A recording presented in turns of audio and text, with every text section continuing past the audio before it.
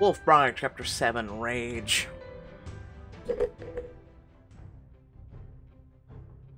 You've found yourself isolated in the woods outside of town with Isabel, who just transformed into a mindless, raging primal beneath the full moon.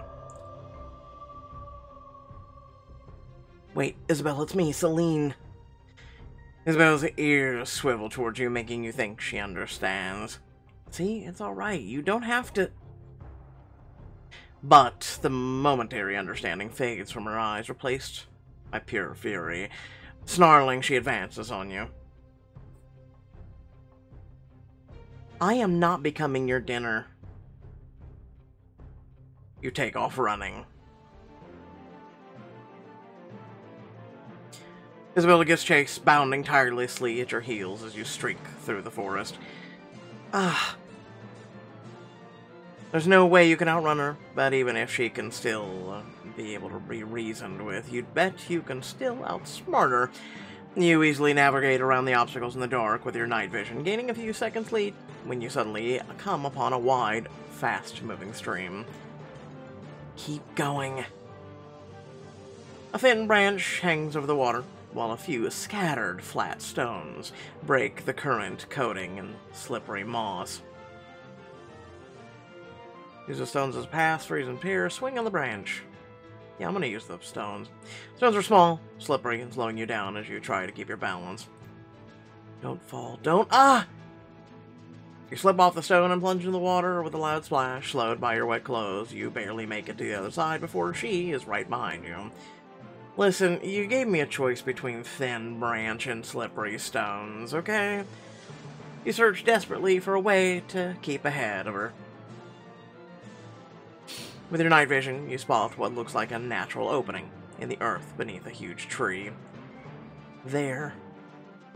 You dive into the darkness, dirt flying into your face as you wiggle between the tree roots into a space that's big enough for you to curl up in. You stay frozen as Isabel lopes right past your hiding space without even slowing down. Phew. You wait as long as you dare, and then creep back out again, taking off towards town as fast as you can. But too soon you hear panting behind you as Isabella catches your scent once again. I can't keep this up all night. Up ahead, you spot headlights and the road back to town. Your heart leaps. Almost there.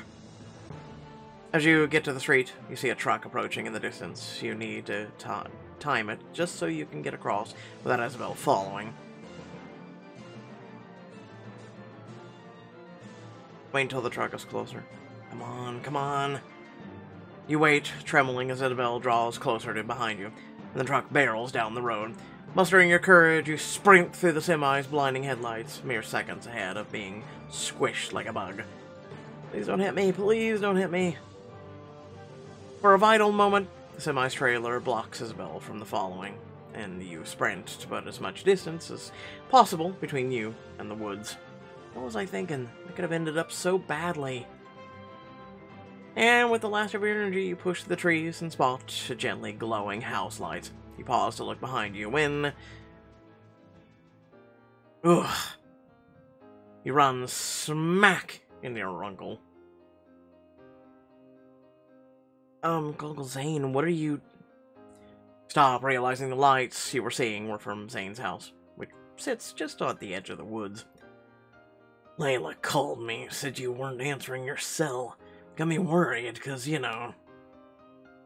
He trails off, one finger pointing up at the huge moon in the sky. Yeah, believe me, I know. You check behind you again, let out a sigh of relief when you find Isabel is no longer in pursuit. As you huff and puff from your near miss, Zane looks repeatedly between you and the woods, putting two and two together. Don't tell me you were out there tonight of all nights. Didn't anyone warn you? Warn me? I've been living in the woods for days with werewolves. Believe me, I've seen how dangerous they are up close and personal. So don't pretend to start caring now. Your uncle stares at the ground, hands out as if to reach for you, just to stop you from ranting. Look, Celine, I'm messed up, I know that, you don't understand how it was, man. Like, when your mom left... Shakes his head, starting over. I don't even know how to begin to tell you the truth. If you'd grown up here, but how do you explain this to somebody? I was afraid I'd scare you off. I just hoped once you were here, you'd feel the coal in your blood and, well, it would all work out for the best. But believe me, I'm sorry. Uncle Zane, sorry is not enough. You hoped it would all work out isn't an explanation. You were just too much of a coward, to be honest with me. I was. But you don't have the full story. Your mother was supposed to be a mate to the Alpha Pack, or in the pack, until she ran away. Because she fell in love with my father. She turned away from her duty to her people, her duty to help us survive. He just said us. Interesting. Love is more important than anything. She chose her own destiny. I'm proud of her for that. Especially now that I see how hard it must have been to leave. Look, I love your mother. She's my little sister, okay? And that's never gonna change. I know she's always wanted more than what was offered in the Hunt's Peak. But you don't you see now that what the pack does is more important than any single person? You can't ask me that. When I was a boy, the pack was large enough to maintain dens all over the woods around Hunt's Peak. Then too many wolfkin moved away, too many pack members died, and now there's only one den left. If your mother had stayed, if everyone like her had stayed, the pack would be thriving instead of barely holding the line. You're blaming her. I see why she left. Maybe I should do the same. A distant wolf howls, sending a shiver of recognition through you and reminding you of the dangers of the wilderness. The hunt begins. Well, that doesn't sound good. Celine, I'm so glad you're here. Where else would I be? You both look up in surprise to see Layla coming up the path, grinning broadly, but she falters as soon as she sees your expressions. You quickly fill her in on your encounter with Isabel, downplaying it as much as possible. Oh my god, Celine, are you sure you're okay? Isabel's scary enough as a human. I'm fine. I definitely learned my lesson about forest walks under the full moon, though. Good. I couldn't live with myself if anything bad had happened to you. Your eyes slide to your uncle, and you can tell she's noticed the tension, but you subtly shake your head. She takes the hint and forces a smile. Ready to go a party like a human?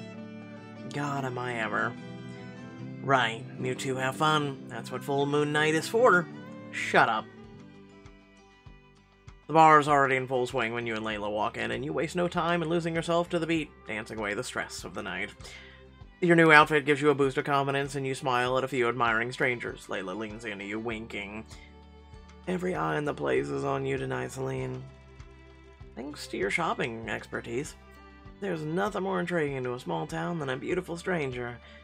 After dancing for a while, you think you finally sweated out the adrenaline from your run with Isabel and your argument with Zane.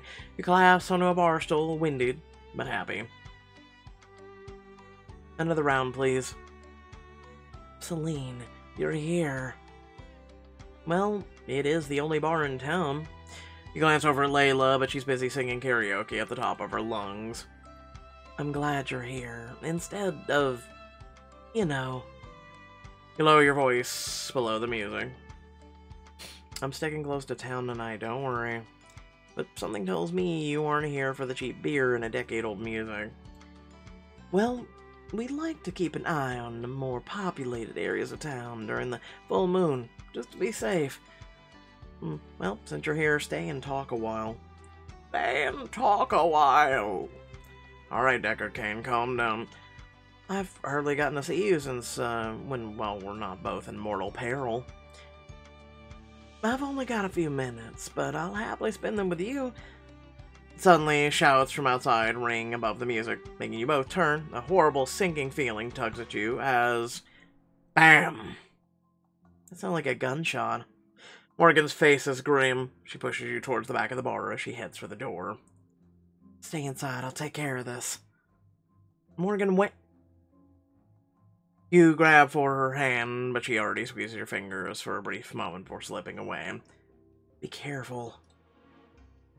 Next moment, Layla appears at your side. Celine, I have a bad feeling about this. Me too. Grabbing your hand, you rush out of the bar and into the street. There! Down the block, you can make out a group of primal werewolves attacking guards in front of a large office building. At the front, you recognize Isabel and Jet. Oh no.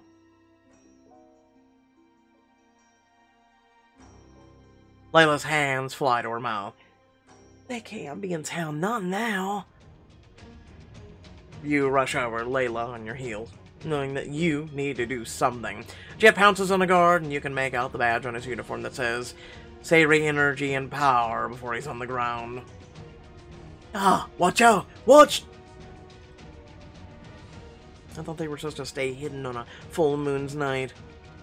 They don't know what they're doing, Celine. They're primal. They're not thinking. Curious patrons begin spilling from the barn, some with their cell phones out recording the attack. What the hell? What are those things? Oh, this is bad. There must be something we can do. The first guard is on the ground, bleeding from a swipe of Jet's claws. Others are spilling out of the building, this time armed with more than just nightsticks. Suddenly, with a rush of disappointment, you recognize Bastine's primal form charging down the road to join the destruction. You had hoped, somehow, he wasn't involved in this.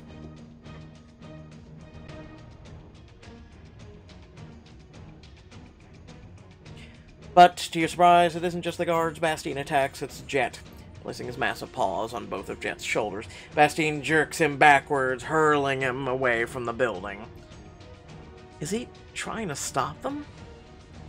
He is. I've never seen a full moon werewolf keep control like that. Enough to turn against the pack. I can't imagine the strain. We have to help Bastine. Celine, they won't know it's you. I have to try to get through to them. You run to Bastine, heart pounding, not sure yet what you can even do. Bastine spots you over Jet's shoulder, and mixed with violent primal urges surging through him, you now feel a spike of fear. Callum, Jet, you have to get out of here before... But Jet catches wind of your scent, his muzzle raised. Jet breaks away from the brawl, charging straight for you. You scramble backwards looking for somewhere to hide, but the crowd parts around you, leaving you alone in the street. Well, this'll be fun. Then suddenly Bastine is between you and Jet, using his body as a shield to protect you. Jet takes a swing. Bastine catches his massive clawed fist in both hands, using it to slam Jet into the ground. Bastine lunges for Jet's throat, but Jet rolls out of the way. Then Bastine shakes off. The two stare down each other before Jet slinks away. You catch your breath, and then Bastine turns his gold, glowing eyes on you. Bastine, no. Stumble backwards as Bastine advances on you, a menacing growl rumbling in his throat. Raw, intense emotion flows unfiltered from him, a mindless drive for violence, warring with his deep feelings for you. You freeze, trembling close enough to feel his hot breath on your face. His face is completely devoid of humanity, and yet... Bare your throat? Remembering Bastine's duel with Jet, you lift your chin, exposing the vulnerable pulse in your throat. Hoping. Trusting. He falters, head dipping low to sniff you. Your skin vibrates from his frustration, and he howls in rage, turning from you with visible effort of will. He takes off towards the woods, and you know he has made a choice. He cannot stay and keep the pack in line without putting you in danger. And that's the one thing he won't do. Looks like we're on our own. You turn back to the fight, grimacing as you see Jet circle back and return to the fray, now that Bastine can't stop him. You feel a tingle of awareness just before you spot Morgan arriving on the scene with Hugo and Sergei, who immediately work to push the werewolves back with their weapons. Morgan. Somehow, over the din, she hears you, head jerking in your direction. Celine, I told you to stay inside. It's not safe out here for you. Her attention is pulled back into the battle as Isabel takes a swipe at her. She barely rolls out of the way in time. They're drawing the werewolves' attention away from the guards. They're using silver, though. That's the only way to make that's only gonna make things worse. Lay the charges in the battle, big belly and all, throwing discarded beer cans and bottles at Morgan and the others. Leave them alone. He bent down to pick up a large rock on the curb. I should throw the rock at...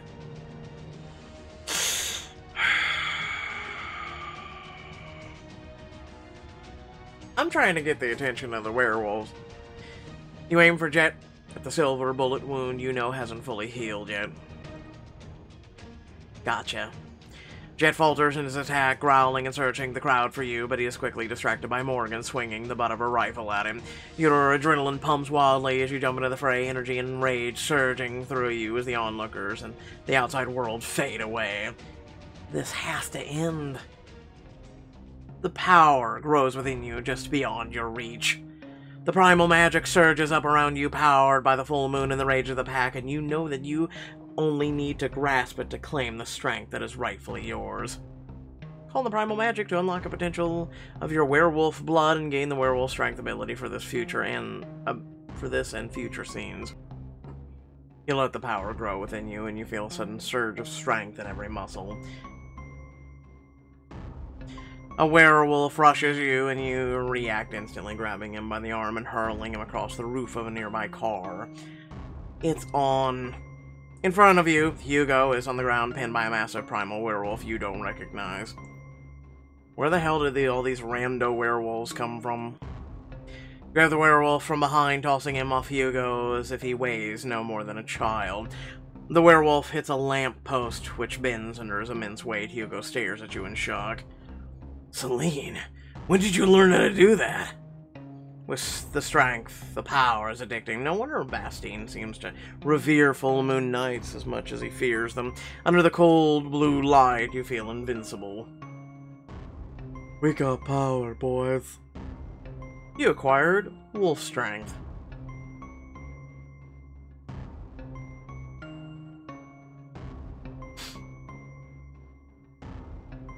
Callum.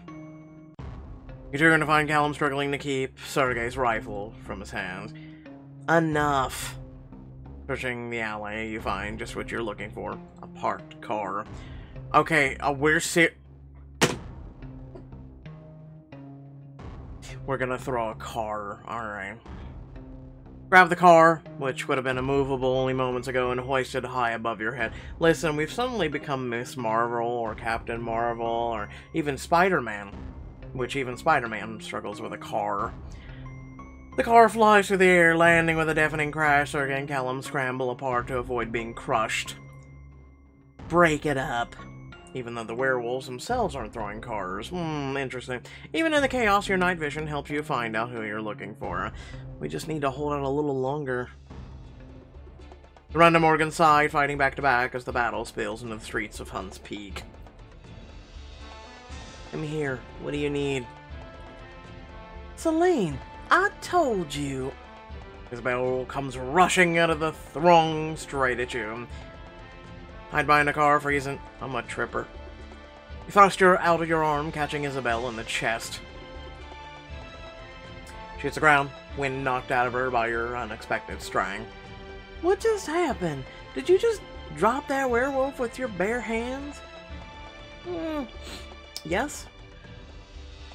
Remind me never to make you angry. You hear a gunshot and Isabel falls back, turning a rage on Hugo, but two other primals flank you on either side. We should fight back to back. Morgan, on your left. You can feel the invisible bond between you and Morgan as you fight side by side. No communication necessary as you smoothly dodge claws and teeth, while like parts of a single being. You kick one werewolf in the ribs, launching him clear across the street. Stay down. Suddenly, one of the werewolves jumps onto the hood of a car, and you see it's Isabella. She tosses back her shaggy head to howl at the moon. The remaining werewolves perk their ears up and suddenly take off running, scattered in different directions. Where are they going? Morgan comes up beside you, breathing heavily. They'll regroup. There's still a few hours until daybreak. You turn away, exhausted. You take stock of the battle's aftermath. The onlookers have all fled. A few guards lie wounded in the street, but ambulances are already racing to the scene. You let yourself sink to the curb to catch your breath, and then there's where you see Layla double over clutching her belly and gasping in pain. Layla, are you hurt? No, she's probably going into pregnancy. But Layla pulls away from you, meeting your concern with anger. What do you care? I saw you out there siding with them. I was only doing what Bastian was trying to do. Get the pack to leave town. It was the only way. Layla looks like she's about to argue and then bites down on her lip in pain. What's wrong? It's the baby. I'm having contractions. Celine, I can't have this baby now. Yeah, you're gonna have it nonetheless, so let's go. I know it's early, but you'll be... She bites her own words, giving your hand a death grip. No, you don't understand. Werewolves burn on the full moon, born primal, Celine. They rarely survive. And if they do, there are problems. We need to get you to the hospital. No. Layla leans heavily on your arm as you make your way slowly towards the hospital, stopping every few minutes for her to breathe through a contraction. Oh, Celine, I don't know if I can. Keep going. You've got this. You're concentrated so hard on Layla that at first you don't notice the shadow falling across your path, and you look up and gasp. Oh, for the love of... No. Isabel blocks your way. A low, menacing growl emanates from her throat as she stalks towards you. Isabel pleases Layla. Can you recognize a member of your own pack? Her baby's in danger. She needs a doctor. Please, Isabel, let us go. But her eyes hold no recognition of either of you. She lunges, gleaming claws outstretched. You rush Isabel, intercepting her before she can reach Layla, and lift your primal werewolf fully off of her feet. You toss her with all of your super-powered might, and she lands hard on the side of the parked car, leaving a huge dent. But she quickly shakes herself off and regains her feet, eyes glowing murderously.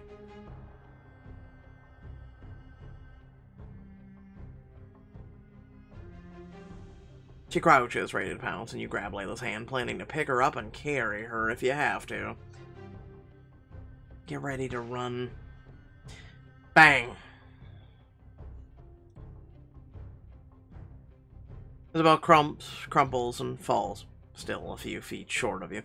Your ears ring from the shot just inches behind you.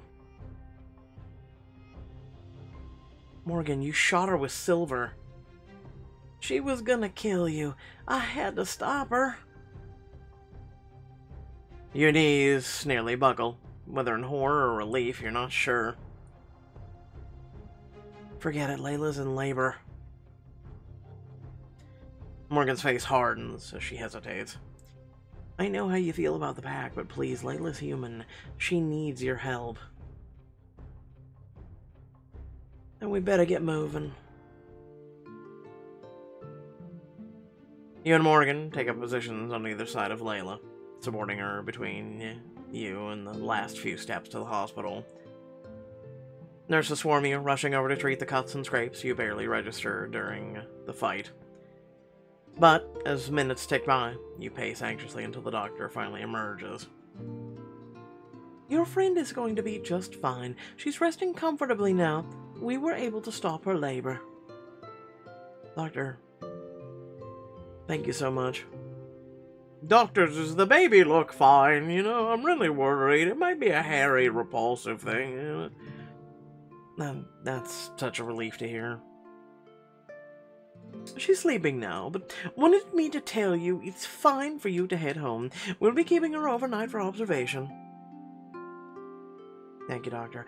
I'll come in and check on her tomorrow. The doctor gives you a friendly nod and leaves just as you see Morgan coming back with coffee. Oh, the lifeblood. You take it gratefully and sink into the chair exhausted as the hours of adrenaline leave you in a rush. What'd the doctor have to say? Is everything alright? She'll be fine, and so will the baby. Thank you. She nods, and then there's a moment of uneasy silence. Hugo and Sergei pushed the werewolves back into the woods, but I've never known them to attack like this before. She turns to you, speaking gently but urgently. You understand now why they need to be controlled, right? Attacking SCB so brazenly, even going after one of their own.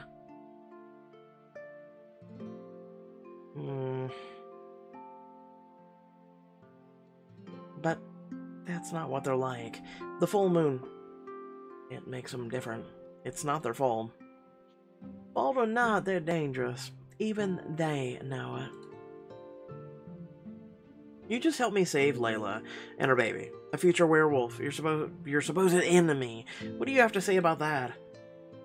I mean, it's an unborn innocent, so it hasn't done anything bad yet, so, you know.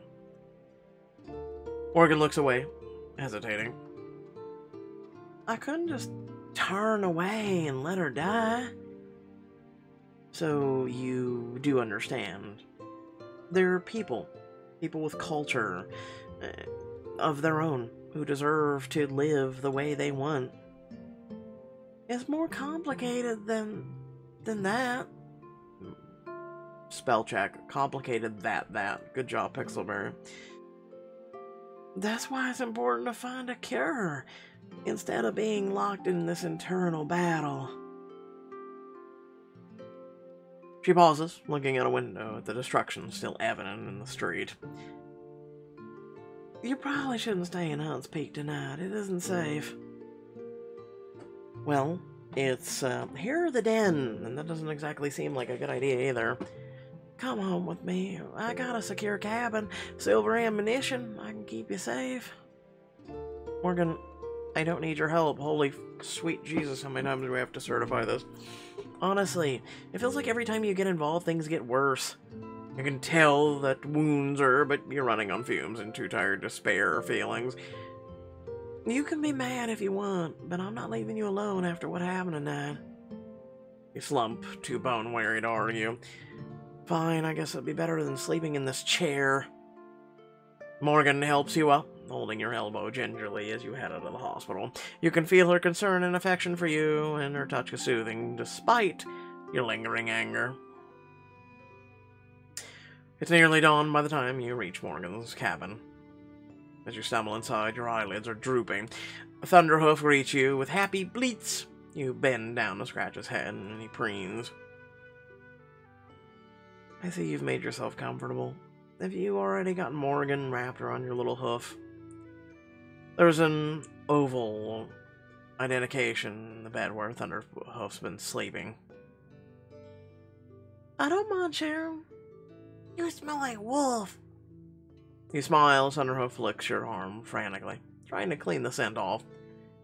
Yeah, I had to fight some wolves tonight. It was pretty epic. Thunderhoof freezes with his tongue still sticking out, and his eyes go huge. Whoa, you're so cool. Run your hands through his downy fur for a moment. I didn't mean to wake you. Go back to bed. Thunderhoof leaps slightly onto the bed and settles back down into the nest he's made in the comforter. Morgan stands apart, a bit uneasy, hands in her pockets. Oh, home, sweet home. Please excuse the lack of decorating. It's fine. I'm not here to have fun. I know. I suppose I should say thank you.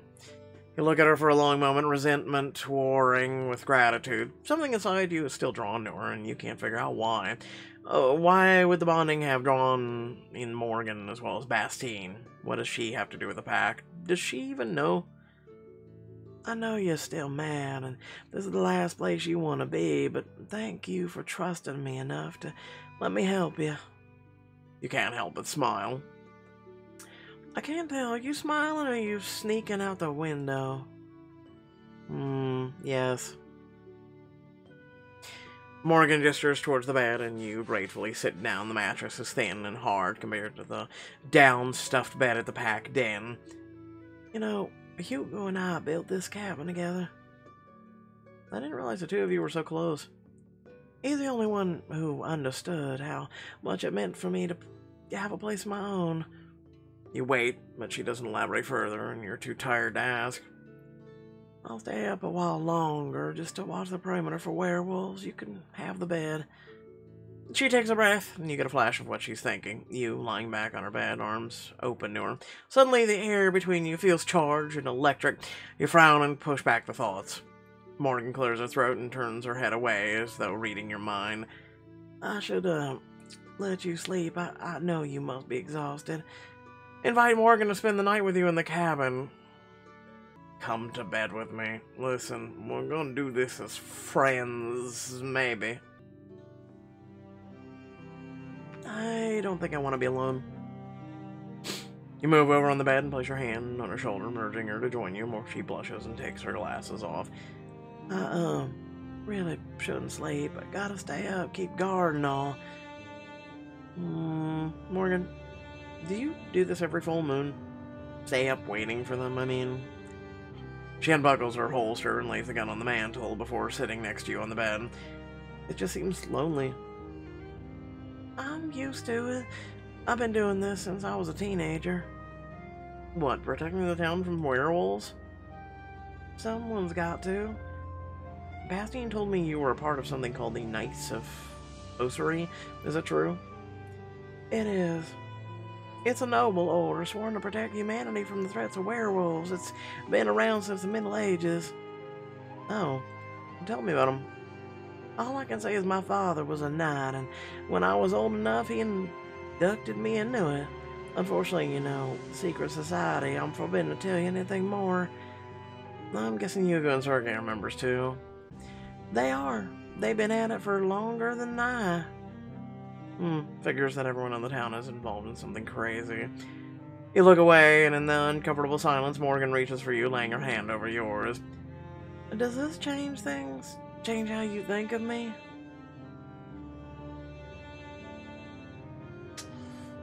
Not really, because we already kind of knew. You look at her, all earnest and noble, and realize nothing could have changed how you feel. You're still you. You kiss her to press home your point, and Morgan smiles with relief against your lips. Celine. You lay a hand on her thigh, and she sucks in a breath at the contact. She draws close to you, hand kneading the back of your neck.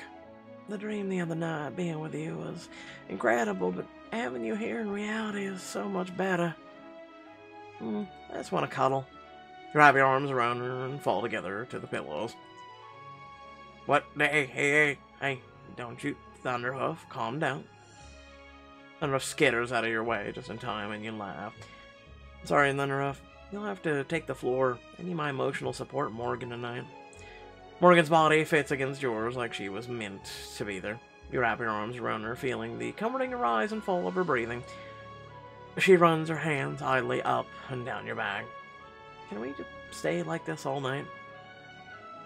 Absolutely. Good. Tonight was so awful, I'm afraid if I close my eyes... Shh, you're okay now. I got you. You close your eyes of their own accord.